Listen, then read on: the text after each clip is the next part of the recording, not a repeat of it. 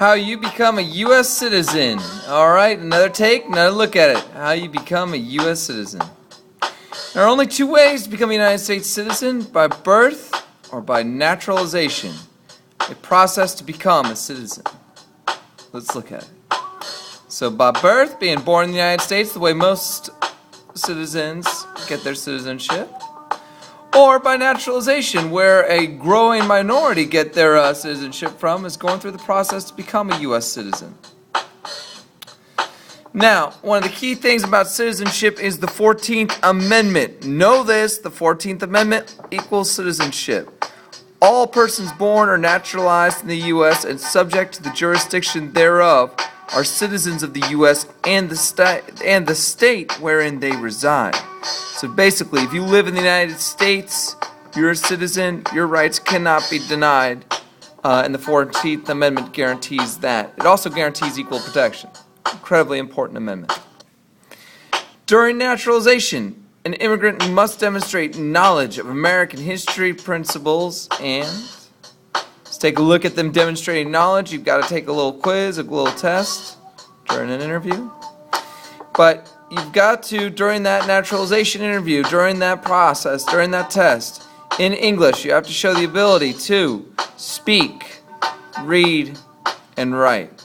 So to speak in front of an interview, to read in front of an interviewer, and of course to write. You have to show your ability to write sentences in English. The steps to naturalization, if we break it down, it looks like this. You must live in the United States for at least 5 years or 3 years if you are married to a U.S. citizen. You must file an application for U.S. citizenship. That's known as the N-400. You've got to demonstrate knowledge of American history, and that's also principles in government. And finally, you must take the oath of allegiance to the United States. So step 1, live in the United States for 5 years. 2, file an application for naturalization. 3, go through the test, the interview, demonstrate your knowledge of American history. And finally, take the oath of citizenship.